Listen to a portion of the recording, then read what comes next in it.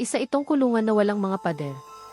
Kahit makita ng mga gwardiya na may presong tumatakas, hindi nila ito pinipigilan dahil ang lugar sa labas ng kulungan ay puno ng mga landmine. Sino mang maglakas loob na tumakbo papunta sa minifield ay agad na magdudulot ng pagsabog. Isang grupo ng mga malas na manlalakbay ang pumunta sa South America. Nasa paliparan na sila at handa nang umuwi nang may biglang ginawang hindi inaasahan ang kaibigan ni Jack na si Ryan.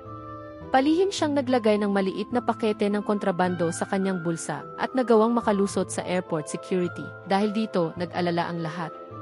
Pagkatapos nito, isa pang kaibigan ni Jack ang biglang nagkaroon ng problema sa kalusugan. Isang lalaking mataba ang humawak sa kanyang tiyan at bumagsak sa sahig. Nangingisay at bumubula ang bibig. Ang drug-sniffing dog na malapit sa kanila ay nagsimulang tumahol ng tuloy-tuloy. Hindi nagtagal, dinala silang lahat sa isang interrogation room at doon ipinaalam sa kanila ang nangyari. Sinabi sa kanila na ang matabang lalaki ay lumunok ng mga lobo na may lamang kontrabando upang ipuslit ang mga ito. Isa sa mga lobo ang pumutok sa loob ng kanyang katawan na nagdulot ng lason at matinding reaksyon. Biglang pumasok ang ilang pulis at sa pilitang inaresto ang lahat.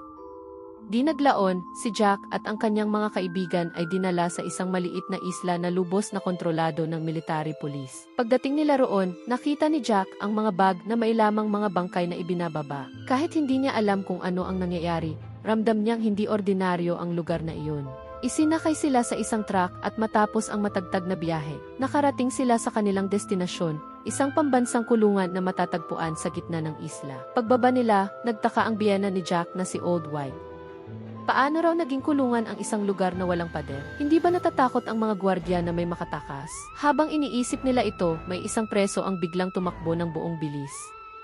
Itinaas ng isang gwardiya sa Tor ang kanyang baril para barilin ito, ngunit pinigilan siya ng isa pang gwardiya. Napanood ni na Jack at ng kanyang mga kaibigan kung paano hindi nakalayo ang preso at nakatapak sa isang landmine. Isang pagsabog ang agad na pumatay sa kanya.